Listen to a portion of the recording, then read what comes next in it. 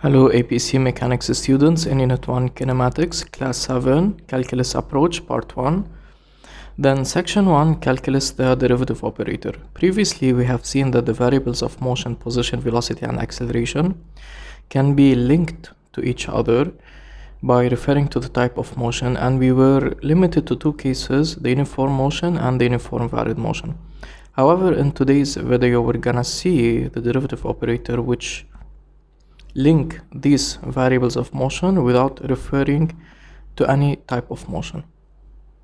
The modern development of calculus is credited to Isaac Newton. In physics, the derivative is a crucial operator that is used to relate physical quantities to each other. The derivative with respect to a variable x is often denoted by d by dx, known as the operator notation, the common notation, or the dot. And here, in this case, we are deriving with respect to x, as we have seen in the math class. Now, variables of motion, position, velocity, and acceleration can be linked to each other via an operator called the derivative. Since our variables of motion are parameterized by time, that is, they evolve as function of time, it happens that they are related to each other by derivatives with respect to time. Unlike the math class, so at this stage, we're gonna introduce the derivative with respect to time and not with respect to x. So let's discuss these three variables of motion, position, velocity, and acceleration. Velocity is linked to the position by applying a derivative. So if we apply the derivative to the position, we're gonna get the velocity. If we apply the derivative to the velocity, we will get the acceleration. And here, for sure, whenever we're talking about derivative, we're talking derivative with respect to time. So in the x direction, now we can relate quantities with each other, as we've said that the velocity is the derivative of the position. So if we're talking about the horizontal position, if we derive the horizontal position, we're gonna get the velocity along the horizontal direction. This is in the operator notation, fraction notation, comma notation, and the dot notation. Similarly, the acceleration is linked to the velocity. So the derivative of the horizontal velocity with respect to time would give us the horizontal acceleration, and here I'm representing it in different notations: the operator notation, fraction notation, comma notation, and dot notation. Also, we can define the acceleration to be the double derivative of position. So let me repeat and say, if we derive position once, we're gonna get the velocity. If we derive it another time, we will get the acceleration. By that, if we derive twice, we would get the acceleration. So in this case, the acceleration is given by the double derivative of the position. And here let me clarify something. Because we are applying the derivative twice, we have the power of 2, but in the numerator, the thing is that the power of 2 is just for the d and not for the x. So in this case, d square x, which is the double derivative, is denoted like that, and that would be completely different than dx square by dt square. Alright, and this also can be written as d square x by dt square, okay, and the fraction notation, which is x double prime and x double dot. So as we've mentioned, that this is the d operator notation, this is the fraction notation, comma notation, and the dot notation. Then in the y direction, similar relations can be done, and the velocity along the y direction would be the derivative of the vertical position with respect to time. Also, the acceleration along the y direction, or the vertical acceleration, would be the derivative of the vertical velocity with respect to time. And also we can define the vertical acceleration to be the double derivative of the vertical position.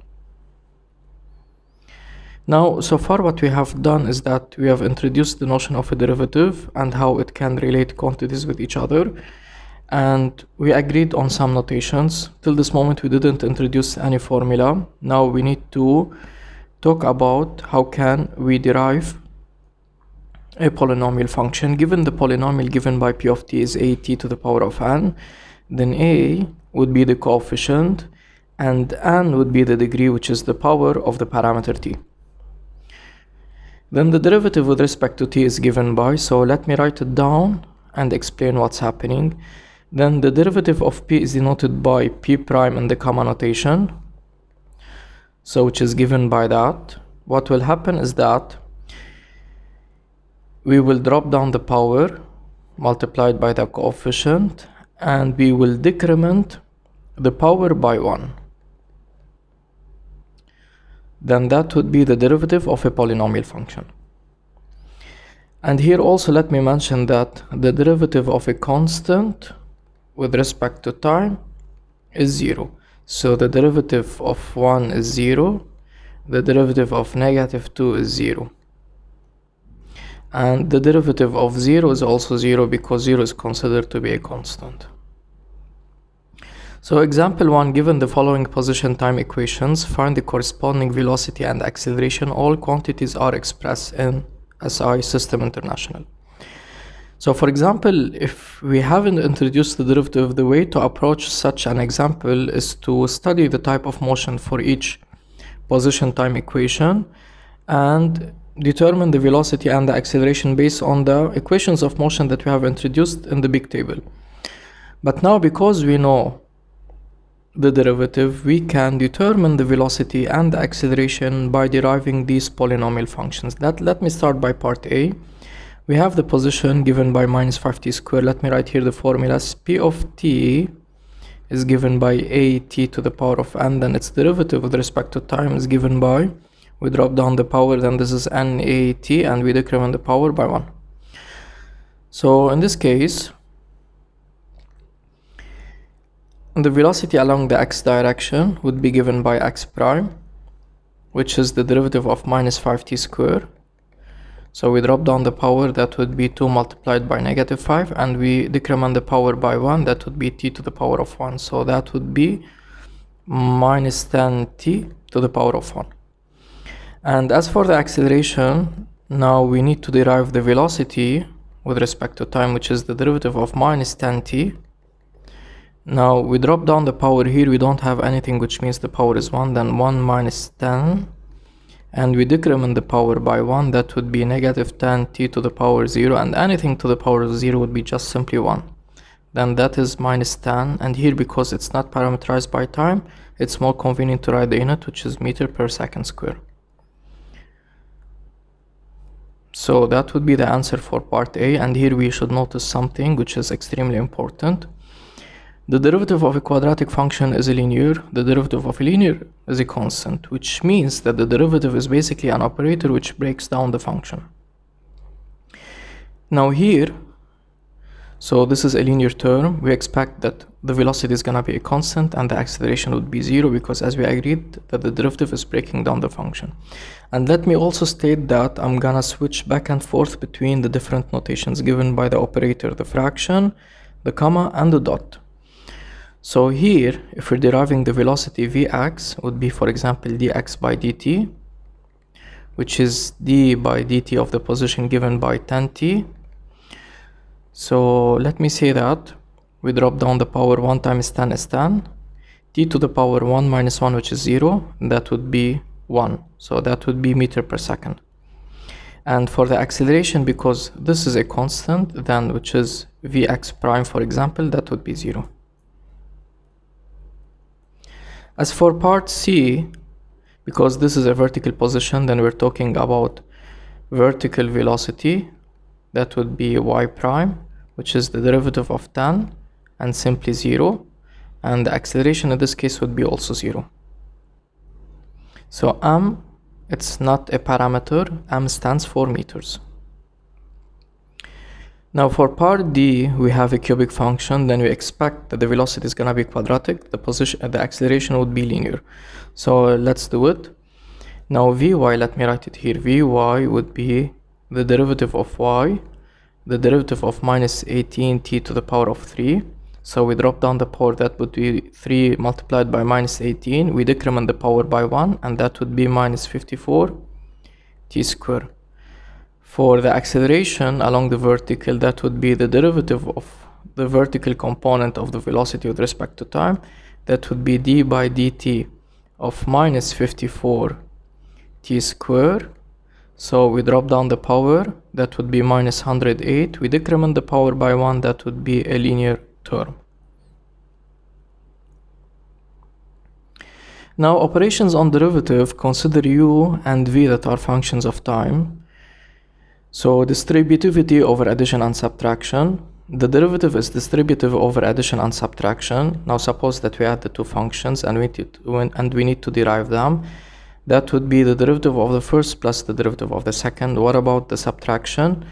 That would be also simply given by the derivative of the first minus the derivative of the second. And as we can see, the derivative is distributive over addition and subtraction.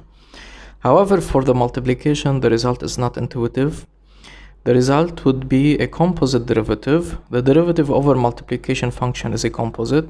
Suppose here, now we multiply the two functions with each other, and we're gonna derive them. The result would be the derivative of the first multiplied by the second, plus the derivative of the second multiplied by the first. So as you can see, this is a composite derivative. Example 2, given the following position time equations, find the corresponding velocity and acceleration. All quantities are expressed in SI. So let's start with part A. We need to determine the velocity and the acceleration. As you can see that in part A, the vertical position is given as sum of polynomial functions, which is by itself a polynomial. So the velocity along the vertical would be the derivative of this, plus of that, plus of that. So quadratic would be a linear term would be a constant, and the constant would be a 0. As for the acceleration along the y direction, linear term is gonna be a constant, this would be 0, and this is given by meter per second square. Now as for part B, the vertical velocity would be 0 plus 4, linear to constant, quadratic to linear, we drop down the power, and cubic to quadratic, we drop down the power. Now for the acceleration, that would be 0 minus 20, we drop down the power, plus 600t.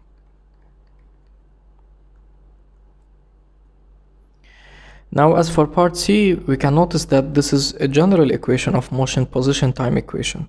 So let's determine the velocity. We know the result that Vx would be Vx0 plus Axt. So Vx, the derivative of a constant is 0, the derivative of the linear term is Vx0, plus the derivative of the quadratic would be a linear, we drop down the power 2 with a half cancel, that would be Axt. And then in this case, Vx would be given by Vx0 plus Axt, which is the second equation of motion introduced in the table. And as we can see that basically they aren't different from each other. However, they are correlated mathematically via derivatives. Now what about the acceleration? The acceleration in this case, let me write it here. Ax, the derivative of a constant is 0, the derivative of the linear is a constant. And basically this is not a new equation, however, this is a verification that our work would be correct. In part D, we notice that we have two functions multiplied by each other. This is the first function, which is u, and this is the second function, which is v. Then Vx would be the derivative of the first, which is cubic to quadratic 24t square, multiplied by minus 1 plus 2t. So we only derive the first and multiplied by the second, plus the derivative, so the derivative of the second multiplied by the first. Let me keep the first function to be the same, and the derivative of the second one, which is a linear, is gonna be a constant to be 2. So here in this part, we are just interested in calculating the velocity. No need to derive another time for the acceleration. However, you can do the following count. If you want to determine the acceleration, this term here would give us two other terms, and this term here would give us two other terms. So in total, we will have 4 terms for the acceleration. So this is a mistake. This should be Vx. And this should be Vx as well. And that would be also Vy. And this is Ay. Okay, I hope now we didn't do any mistake. That would be Ay. Now, section 4, order of operations. Sometimes you are asked to calculate local derivatives. Here we need to pay attention to the order of operations. For example, given the following position x of t 20 minus 10t cubed, and we are asked to calculate the velocity at the instant t is 1 second and the acceleration at 3 seconds. So now we know that t cubed cannot be understood under any type of motion. We need to do that mathematically using derivatives.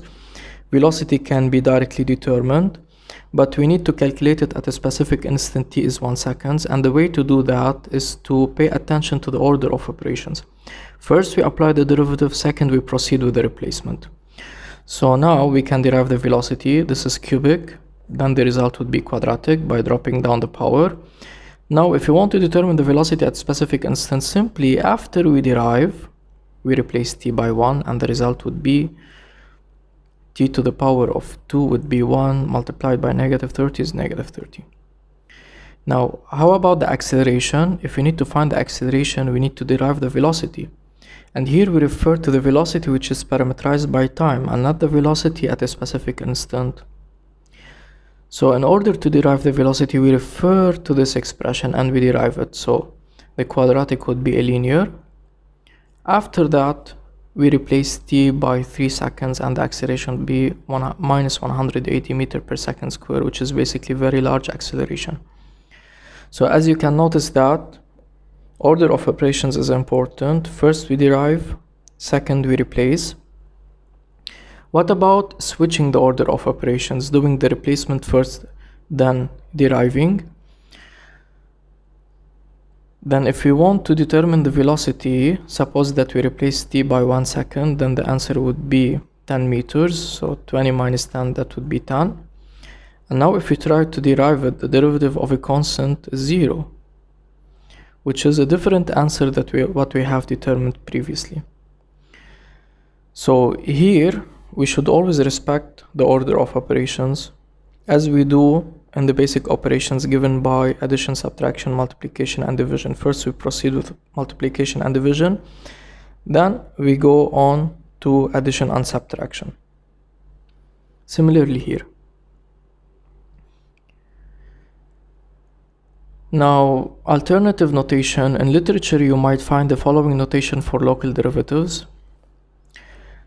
So referring to the previous example, if you want to calculate the derivative at a specific instant, you might find the following notation, which is dx by dt computed. This line means computed at t is equal to 1 second. We replace x by 20 minus 10t cubed. We need to derive it, then replace it at t is 1 second. Then its derivative is given by minus 30t squared computed at t is equal to 1 second. Now after we have finished the derivative, we replace t by 1, and the answer would be negative 30 meters per second. Similarly for the acceleration, dvx by dt computed at t is 3 seconds, the answer would be negative 60t computed at t is equal to 3 seconds, and now we can replace time by 3.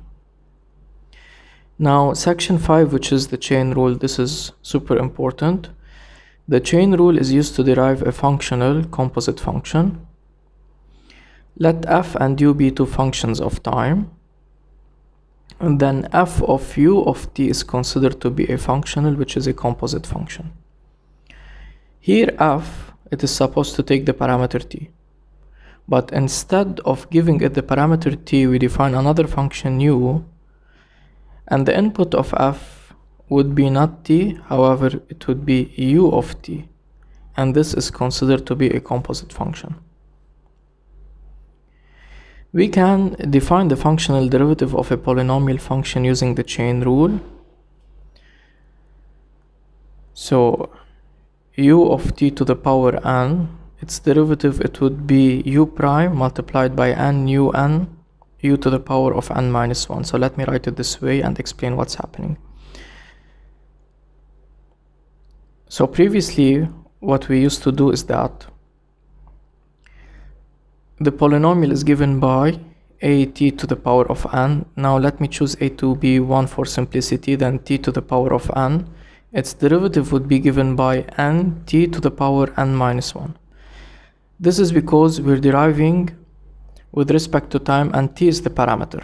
Now what we're gonna do, u is a function, so we are deriving u to the power of, we're deriving u to the power of n, and in this case the result would be we drop down the power and we decrement the power by 1, but because u is a function and not the parameter itself, we're gonna multiply by the derivative, where u is a function of time.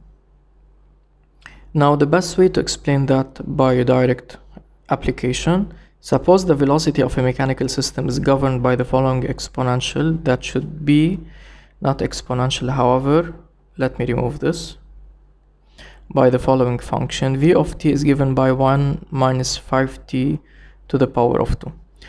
So we need to derive this. One way to do it is to expand, for example, and to say that this is equal to 1 minus 10t plus 25t square, and the derivative, if we do now the derivative would be equal to minus 10 plus 50t. This is one way to do it. However, we can apply here the chain rule if we realize that we have two functions embedded in each other. The first function is the linear function, and the second function is the power function, which is to the power of 2. Then the way to derive it, let me explain here. So we drop down the power, that would be 2 into 1 minus 5t. We decrement the power by 1, that would be to the power of 1, and we multiply by the derivative of the inner function, which is negative 5. And this would be negative 10. This is power of 1, not a derivative. Already we've applied the derivative. This is v prime. That would be minus 10 multiplied by 1 minus 5t, which is negative 10 plus 50t, which is the same result that I have done at the top. So let me repeat and say we drop down the power, we decrease the power by 1, and we multiply by the derivative of the inner function, and the result would be that. Okay, in such cases you can do it by expanding, but later on we're gonna see functions that are trigonometric, exponential, logarithmic, and you won't be able to do it by expanding. You need to apply the chain rule. So this is known as the chain rule. Now exercise 1, the speed v of an automobile moving on a straight road is given in meter per second as a function of time t in seconds by the following equation. If you look carefully, this cannot be studied from the type of motion. We need to apply derivative if we need to find the acceleration. You know that the acceleration and velocity are linked via derivative. So here let me say that a is equal to v prime, the derivative of this. So this is a constant, would be 0. We drop down the power, 3 multiplied by 6 is 2, and we decrement the power by 1. But we need to calculate a local derivative at t is equal to 2 seconds, and the acceleration at t is equal to 2 seconds.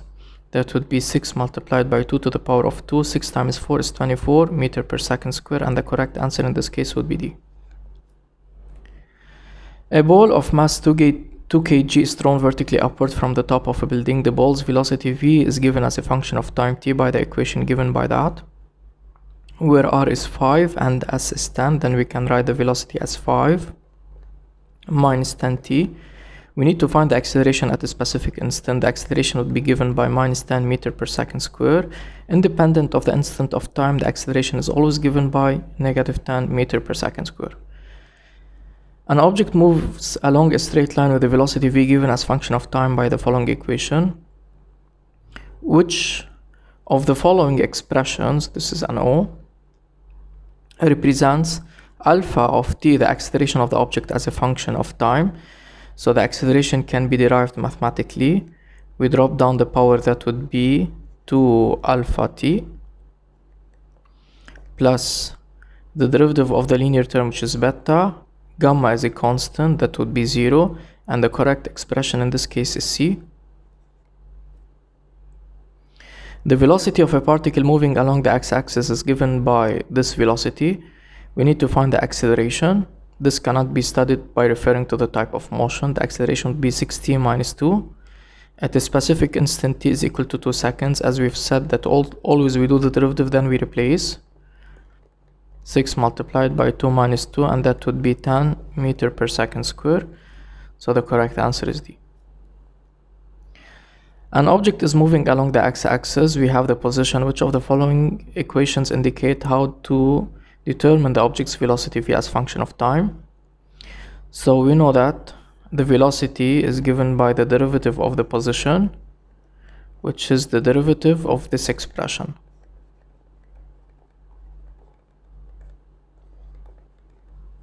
And in this case, the correct answer is B.